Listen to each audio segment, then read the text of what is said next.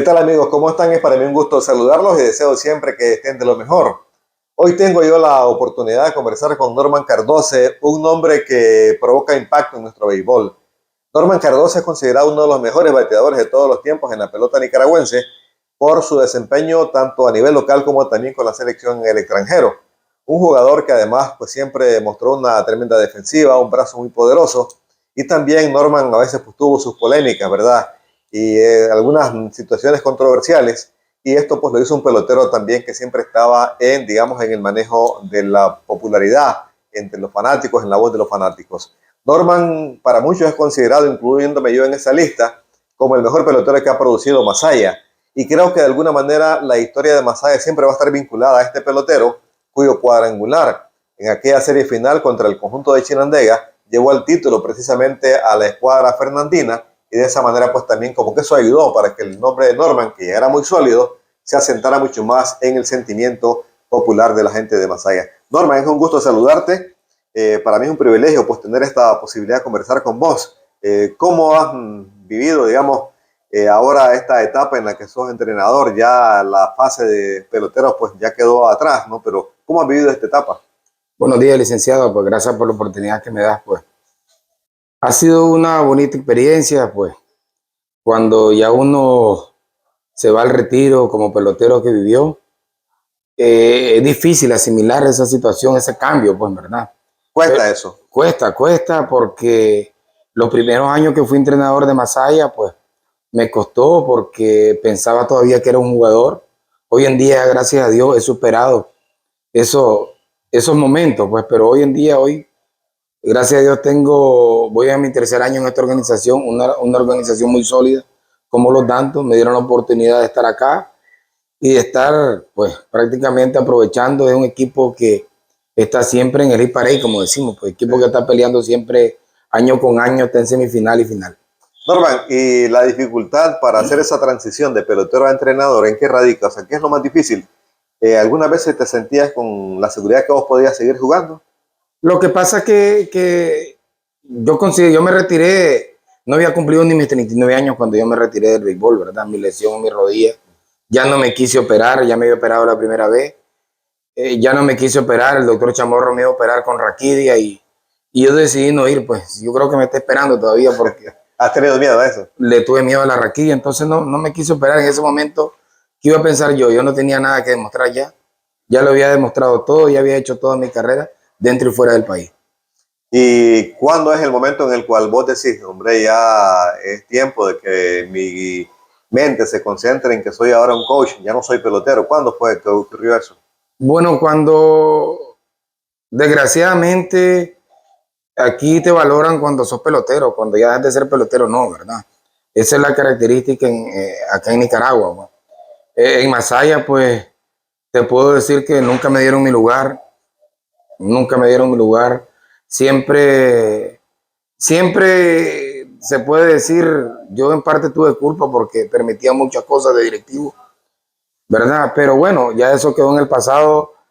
Ya cuando ya me nombraron manager ellos, pues fue una experiencia muy dura para mí, pues porque en realidad nunca había estado pues como manager, mucho gritaba, mucho hablaba, pues, pero ya después en mi segunda etapa como manager las cosas fueron diferentes, ya había asimilado yo, pero sí, siempre me caracteriza ser la misma persona, jodedora, pero que siempre está en el juego, siempre estoy yo estudiando el juego, viendo lo que se puede venir en contra, viendo el contrario, viendo las señas, viendo todo, pues tratando de captar lo que pasa en el juego. Norman, ¿vivís satisfecho con lo que hiciste, con tu carrera como pelotero? Sí, vivo satisfecho, pues yo siempre he dicho que yo pude haber dado más, ¿ya me entendiste? Yo sé que yo pude haber dado más, pues tuve mis inconvenientes, tuve mis errores, como todo ser humano, pues y me arrepiento de muchas cosas que hice. Mucho descuido, ¿verdad? Mucho, en parte, pues descuido no se puede decir, fallé, mi disciplina falló, ¿verdad? Entonces, pero gracias a Dios volví a recapacitar y pues siempre pidiéndole a Dios de rodillas que me volviera a ser la persona que era como pelotero, pues, ¿verdad? Pero sí, siempre uno de los momentos que siempre y hasta la fecha le pido a Dios de rodillas todos los días que me levanto en la madrugada, tratar de ser una mejor persona, tratar de ser un mejor entrenador, así como me ayudó cuando le pedía todos los días que tratara de ser el mejor pelotero y que me diera la dicha siempre de estar en los momentos grandes del juego. Ya. ¿Y vos crees que llegaste a ser un gran pelotero? Considero que sí. Yo considero de que fue un pelotero que me acostaba, soñaba con los momentos difíciles del juego. En la selección mucho hablábamos, siempre traté de hablar con Henry y hablábamos, pues Henry, mañana jugamos con tal equipo, lo vamos a cachimbear, Henry. Si bateamos, los cachimbeamos, Henry, le decía yo. Si vos te envasás y bateamos dos, le hacemos huevo, le decía. Y igual me respondía él, pues me entendiste, pero eso eran cosas que nos daba la oportunidad en el juego y la aprovechamos. Henry, Norman, Nemesio, ¿me entendiste? Mucho, Ramón, la tanda de adelante como Sandy, como el Cherry, Avellán. Entonces, era un equipo netamente amateur, pues, pero sí, fue un equipo muy competitivo, esa selección, y fue un equipo que con solo una mirada no sabíamos qué podíamos hacer, ¿me entendiste? Una jugada con Vallejo, todo, pues, ¿me entendiste? Era un equipo que de una gran armonía, pues jodíamos como todo joven, pues. Sí. Pero sí cuando teníamos que fajarnos, nos fajábamos. Norman, hay, dicen a veces, dos tipos de bateadores. Unos que están en la caja de bateo como si estuvieran en una prisión, en una jaula. Otros están en la caja de bateo como si estuvieran en un escenario. O sea, van a actuar y van a desplegar todo su talento. ¿Vos cómo te sentías en la caja de bateo? Era lo que te había dicho anteriormente, pues siempre le pedí a Dios que me diera la dicha de estar en un momento grande. Yo decía eso, ¿te gustaba la presión? Me encantaba porque una vez escuché a Aníbal Vega decir, Dios, dámela porque quiero ser el hombre del juego. Entonces, eso me quedó en mente. Entonces, yo cada vez que me levantaba y le pedía de rodillas a Dios, yo quiero ser el hombre del juego, quiero que me dé la dicha de estar en el momento y yo dar el batazo o hacer la atrapada y ganamos por Norman Cardoso, pues, ¿me entendiste? Pero siempre de corazón y siempre, pues no sé, pero vivo agradecido tanto con Dios que no solo fue una vez, fueron muchas veces que me dio la dicha de tener el juego en la mano y se daba la situación del juego y se daba el batazo. Norman, a nivel local, yo creo que no cuesta mucho, ¿verdad? Concluir en que tu mejor momento fue ese jonrón contra Osvaldo Mairena que da el título al equipo de San Fernando. Claro que sí, pues porque fue para decidir un campeonato, pues. Pero séptimo juego. Séptimo juego. Y los dos equipos habían ganado solo como visitantes. Sí. Solo ese fue el juego que ganamos como club y fue el juego del campeonato, pues. Pero yo recuerdo en el 92, teniendo 20 años, ya como mi primer año o mi segundo año como titular en el San Fernando, que nosotros fuimos a un juego extra contra los Búfalos y yo le di 3 jonrones a los Búfalos. Y fuimos al día siguiente a jugar a Matagalpa y di jonrón. O sea, en 2 juegos extra di 4 jonrones, pues. Era un hombre inexperto, pero como te digo, siempre Dios me dio de un inicio, pues, esos momentos difíciles del juego, ¿verdad? Porque como yo les digo a muchos, a mi hijo, pues era una de esas razones que yo le decía. Digo, yo a los 20 años, yo ya era selección nacional. Yo ya era selección nacional y me fajaba. Y yo recuerdo que en las selecciones con Medina, Medina me decía en la selección, chaval, anda a hacer infield. Vos sos el de práctica y yo el de juego. Ya. Así te decía. Así me decía, pues, pero eso me ayudaba a mí a tratar de ser un mejor pelotero cada día. Sí, sí, porque él era tremendo, ¿verdad? Tuve la dicha un día de esto que tuve con Medina, pues nos saludamos, nos abrazamos, recordando aquellos tiempos, pues, y te cuento, en más de 30 años de estar en el béisbol nicaragüense ya, desde primera edición hasta ya de entrenador, nunca he visto yo un pelotero, un infield, como Julio Medina, que le diga en una práctica al que lo estaba fungiendo, dame rolling allá, de cabeza, dame otro rolling allá, de cabeza, en práctica, Negrito. En práctica, yo no he visto eso, te estoy hablando a nadie, yo no he visto a nadie, ni Bayardo, ni Edgar, que han sido los grandes guantes del béisbol nicaragüense, desde la época que yo jugué, pues, solo Julio Medina. Increíble, ¿verdad? Como Medina se hizo un tremendo jugador. Tremendo, fue mi ídolo. O sea, y los pocos años que jugué con él ya, en el colapso de su carrera, pues aprendí mucho de él, fue un hombre de mucho carácter, de mucho carácter, un líder completo. Sí, Norman, hablábamos del jonrón contra Osvaldo Mairena, pues que da el título al San Fernando, ¿verdad? Yo creo que ese día más allá se incendió, ¿verdad? Una cosa espectacular. ¿Qué vino después del jonrón, digamos, en cuanto a la relación con los fanáticos? ¿Cómo se vivió eso? Bueno, fue algo increíble, algo increíble. Ese estadio, después de ese último out que cayó para ganar el campeonato, fue increíble. No alcanzaba un alma en ese terreno de ese estadio. Me chineaban, me tiraban y prácticamente llega el momento que ni respirar podía Del acoso. del montón de gente que me agarraba, me abrazaba. Entonces, pero bueno, ese era el fanático y tenías que disfrutar el momento con el fanático porque eso no se ve todos los días. Sí, sí. Ahora, ese jonrón fue también como una reivindicación, ¿verdad? Porque habías tenido algunas dificultades, ¿verdad? También de carácter disciplinario, ¿no? No, no había No. tenido porque lo que había tenido problemas de salud. Lo que pasa es que unos directivos me habían tachado de que como que si yo me estaba vendiendo con Gastiazoro antes de que empezara la final. O sea, ese es el gran problema hoy en día, que hasta la fecha y que si, aquí te voy a dar un ejemplo, pues, ganaba arriba el primer juego de la final, iban arriba, ganaba el board, ¿qué dice la gente? Taquilla. Ese es taquilla, o sea, nunca se va a acabar el béisbol y siempre va a seguir diciendo la gente, es taquilla, se vendió, o sea, prácticamente locurita. Sí, sí. Ahora, en la selección, pues, como vos decías, hubo tantos momentos importantes que tuviste, pero aquella actuación, Norman, en Edmond, yo recuerdo en 95, por ejemplo, o sobre todo en la Copa de Cuba en el 95, creo que bateaste como 529, si la memoria no me falla, esa vez. Bueno, sí, ya fue mi primer torneo como titular, ¿verdad? Ya habían dado yo en años anteriores, pero no era el titular, era Medina.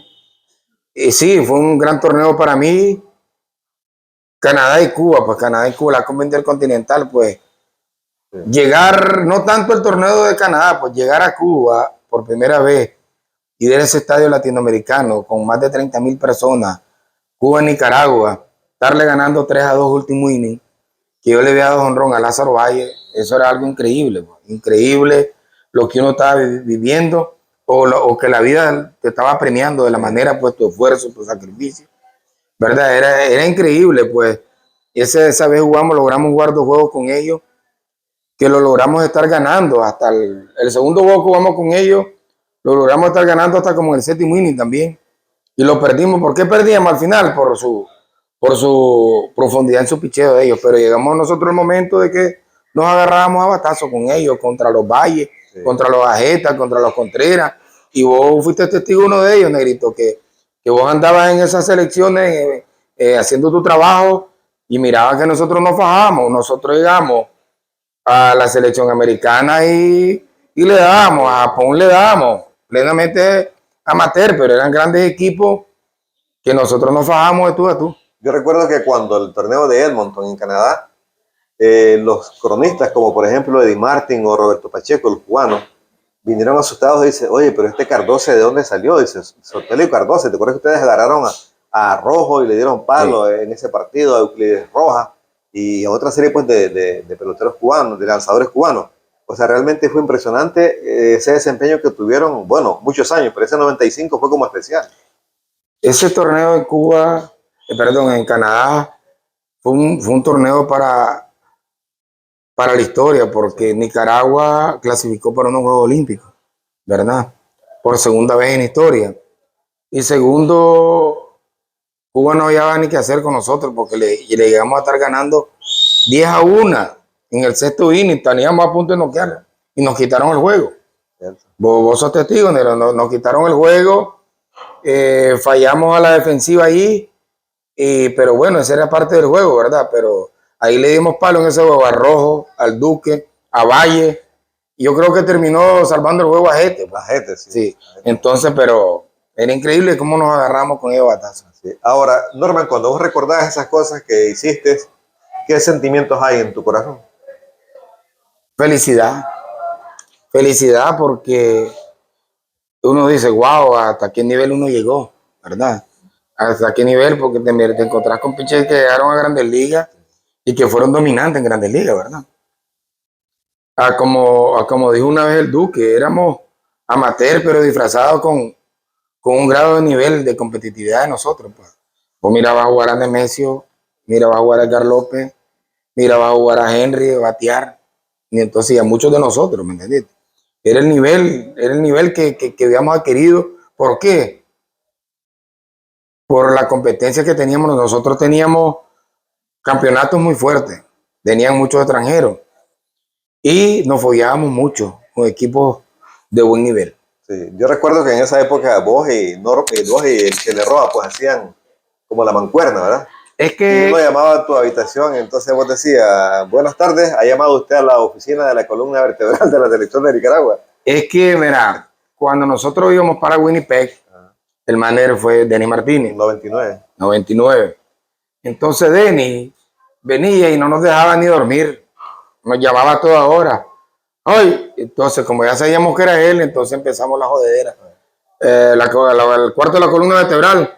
Joven, ustedes, bro, vénganse aquí a mi cuarto que necesito que me ayuden a hacer el equipo, que no hay ni qué hacer con este equipo, ¿a quién tengo, a quién quito? Y entonces lo que nosotros le dábamos era sugerencia, pues. Y al final no se quitó él. No se quitó él, bueno, pero fue un torneo muy bonito porque pasó a la historia, negro. Ese torneo fue la primera vez que Nicaragua, después de tantos años, vuelve al bate madera. Así es. Vuelve al bate madera Se y le gana a Dominicana, ¿eh? se le gana a Dominicana, debutamos contra Panamá y el primer hit que damos en ese juego lo di yo. Luego que le di doble a Lenín Picota. Sí, sí. Y el primer honrón que se da en ese torneo se lo di yo a Dominicana, que le ganamos 3-2 a Dominicana con un gran picheo de Álvaro y un relevo de Diego que lo ganó Diego Sandino. Diego Sandino, así es, exactamente. En 1999 en Winnipeg. A propósito que estabas hablando del bate de madera y bate de aluminio, ¿vos crees en eso que dicen, fulano bateó pero con aluminio, vino la madera y se fue? Realmente hay una gran diferencia. Hay una diferencia en explosividad del bate de aluminio, pero el bate de madera que hoy en día y la bola, nosotros nunca jugamos con ese tipo de bola que se está jugando hoy. Más viva la bola.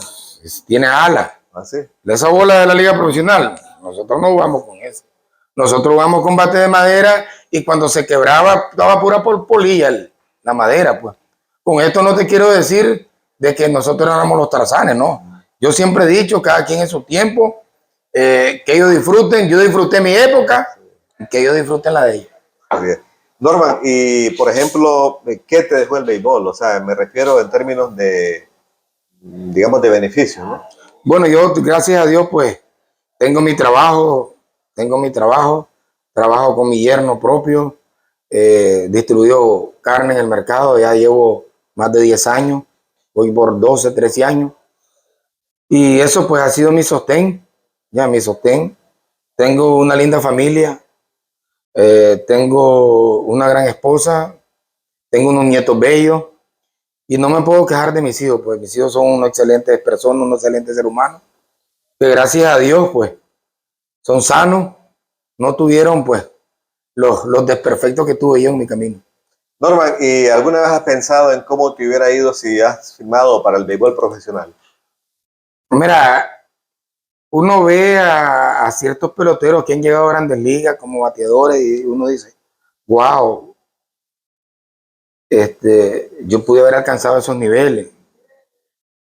Como digo también hoy en día, yo como bateador a nivel internacional, yo venía y llegaba, yo iba a batear a la recta.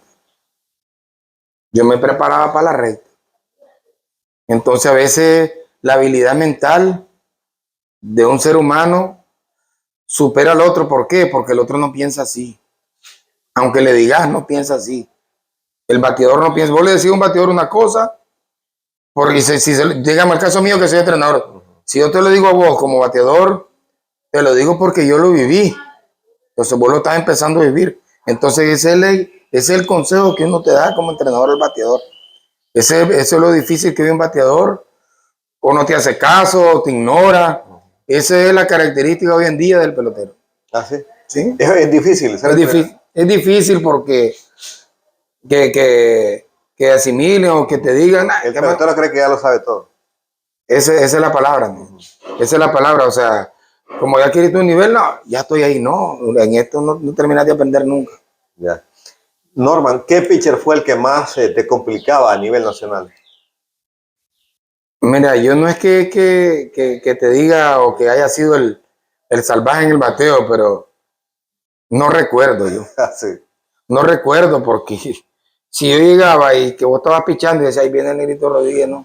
Yo nunca fui de los jugadores que decían, no, yo no voy a jugar porque era el Negrito. Hoy viene Marvin Zelaya, nada te preocupaba nada de eso. Te cuento Ajá. que vos sos testigo o sabés de varios peloteros que quería un gran nivel, que pichaba Marvin y decía, me duele esto. Sí. Y vos sabés, pues, y es muy feo decirlo, pues, Sí. pero peloteros salvajes que fueron este béisbol. Sí. ¿Y qué pitcher lo tenías como fácil?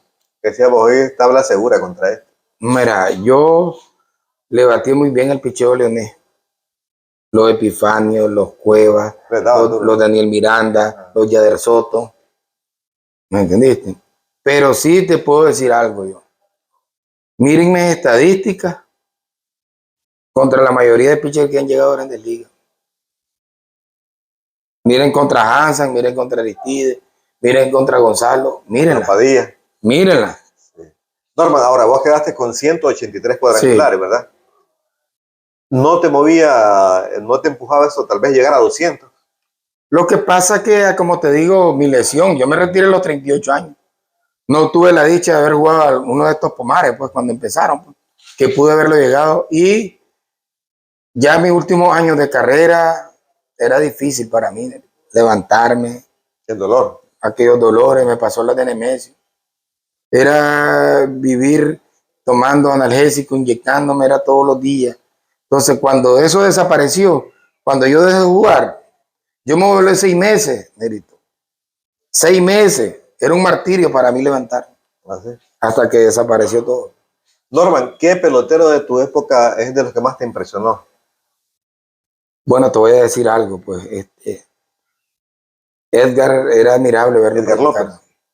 Era admirable.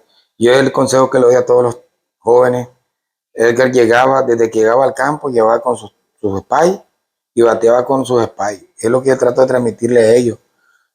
¿Por qué? Porque los terrenos no prestan condiciones para vos entrenar de tenis o para ir a batear de tenis. Bateen con sus spies. Agarren rolling con sus tacos o spies. Pues. ¿Por qué? Ejecutar bien tu ejercicio, claro, tu enseñanza y tus tiros igual a la hora de bateo. Claro. ¿Verdad? Entonces, no va a haber cambios a la hora del juego. Exactamente. Ya estás adaptado. Entonces, eso es lo difícil hoy en día el joven. Ya. ¿Cómo podrías, por ejemplo, si yo te pido que organices un All-Star, un equipo de los mejores que vos vistes, ¿cuál sería tu receptor? Vas para a poner un catcher y vos decís, yo voy a manejar la selección de los de tu época o de cualquier época o antes o ahora. ¿Cuál sería tu? Bueno, para mi época, Marlon Avea, Nemesio Porras. O sea, Marlon de catcher, Nemesio en primera. Nemesio en primera. En segunda. En segunda Jimmy, en el señor Edgar, en tercera Henry. Tercera Henry. ¿Y vos dónde estarías? Emergente. Emergente. Sí. ¿Y en los jardines? El Sheriff. Ajá, Ramón. Freddy García, Ramón Padilla. Sandy. Sandy, bueno. Sí, en una cobertura de madre. ¿Y lanzador derecho y zurdo? Bueno, lanzadores derecho y zurdo tenés a Osvaldo. Osvaldo Mairena. Sí, hombre, es que Osvaldo al nivel que adquirió Osvaldo y la braveza con que salía a pichar. Era súper valiente. Sí, ¿verdad? Hombre, pajador. Sí. Ahora, el manager con el que te sentiste mejor y te hubiese gustado una carrera parecida a esa. Noel Areas. Noel Areas. Noel era una persona extraordinaria. ¿El trato era diferente con Noel? Mucho, pues mucho. Lo que pasa es que con Omar yo no tuve la dicha de andar en selecciones, pues. Vos sabés, pero sí con Noel era un fuera de serie. Dicen que era un caballero en el trato y una tremenda persona. Completamente. Fuimos a unos centroamericanos del Caribe a Venezuela. Ajá. Y entonces, según el reglamento... En el 98, en Maracaibo. Sí, según el reglamento, nosotros éramos un club contra Panamá. Y los panameños armaron un infanzón, que era Carisol. 3 veces lo rifaron y las 3 veces se la ganó Noel. Ve, otro factor que yo estoy diciendo generalmente que también, si no tienes suerte, no vas a salir adelante, sí, como manager, ¿verdad? Así es. Porque vos puedes hacer la maniobra correcta, pero si no salen las cosas. Y a veces los managers se equivocan y pum, le salió. Todo. O sea, lo que pasa es que Noel era un hombre tan intachable, tan recto en sus cosas, un hombre que una mentira, no existía una mentira en Noel, pues. La vida lo premiaba, el de arriba Tenía tremenda suerte, Sí, tremenda bendición. Pues, tremenda, también. sí. Sí. Un hombre que no lo vi sucio nunca. Nunca, ni de los zapatos. Siempre nítido, ¿verdad? Siempre elegante, bien vestido. Sí, sí. Norman, y entre los jugadores con quienes te llevabas mejor vos, ¿quién fue tu brother? Bueno, Henry, Avellán, Aníbal, Sandy, era una jodedera cuando venían las selecciones, la fregadera. Hubo una vez un torneo que nos pusimos a apostar, Sandy, Henry y yo, el que bate menos, lustra. Así. El que batea menos lustra los zapatos. El que batea menos lustra. Entonces, en ese primer juego, Sandy dio 2, Norman dio 2, Henry dio 2. Se definían las empujadas. Entonces, Sandy le tocó. Al día siguiente nos dio que ya no. No quiso Sandy. No quiso, sí. Lo tocó lustrar. Lo tocó lustrar. Sí. Lo tocó lustrar. Qué detalles más interesantes. Norman, y cuando haces el recuento de tu vida, ¿te gusta la vida que has llevado? La que te puedo decir que sí, Nero. O sea, yo he sido un hombre que nunca he tenido problemas con nadie. Siempre he sido el mismo jodedor, pero cuando tengo que trabajar, lo tengo que trabajar. Pues. Cuando tengo que exigirme o exigir, lo tengo que hacer, ¿verdad? Pero sí, siempre me gustó fuera del terreno estar en la fregadera, antes en los buses de la selección. Te voy a contar una anécdota. Ajá. Llegamos a Italia, pero Edgar era Edgar López. bien jodido, era bien incómodo. Entonces en uno de los viajes, él andaba caspa. Y entonces Edgar, pica la cabeza, me quiero cortar el pelo, me quiero cortar el pelo. Yo escuché, enganchen a Edgar que yo trabajé en barbería. ¿Verdad? Ajá. Entonces le empiezan a decir allá, pollo, ¿qué pasó, Edgar? ¿Verdad que vos? Sí, le digo yo trabajé en barbería. Cortame el pelo, si vengas. Estábamos en Neptuno, Hotel 5 Estrellas, Mundial de Italia. Lo llevé, entré al baño, como 20 espejos en el baño, le puse y le empecé a cortar el pelo, negrito. Y era ese hombre como brincaba de rey. Donde se empezó a ver. ¿Sabes quién lo terminó de componer? Sandy Moreno. Pero esa es una de las anécdotas increíbles que me han vivido en el béisbol. Sí, yo me acuerdo de eso, fue en 98. En el 98, en 98, sí. Le corté el pelo sin yo cuando he tocado una tijera. Súper molesto con vos. Me arrecho. Sí. Norman, yo quiero agradecerte, viste tu tiempo y también las emociones que nos regalaste. Una gran carrera. Tuve el privilegio, puedo decir yo, de ver la carrera completa de Norman Cardose. Norman comenzó allá como por el 90-91, ¿verdad? Yo debuté en el 88. 88. Casualmente, acá en el Estadio Viejo contra los Dantos. Yo me fui de 2-2 con 2-2. Y sabes qué recuerdo, Norman, que una de las primeras entrevistas que se hizo sobre tu carrera, sobre tu persona, decía, yo quiero ser como Panal. Sí. ¿Vos crees que lograste eso? Bueno, que llegué a un nivel como él. Dentro y fuera. Sí, ¿verdad? Una tremenda carrera. Sí. Así que una gran carrera con Norman Cardose. La verdad que yo estoy muy contento pues, de haber tenido hoy la oportunidad de conversar con Norman por el gran historial pues, que este pelotero tuvo. Un tremendo bateador dentro y fuera del país y ciertamente la columna vertebral, ¿verdad? En una época de la selección de Nicaragua. Muchas gracias, Norman, y un placer siempre saludarte. No habrá otra columna como esa. Norman Cardose con ustedes. Nos vemos muy pronto.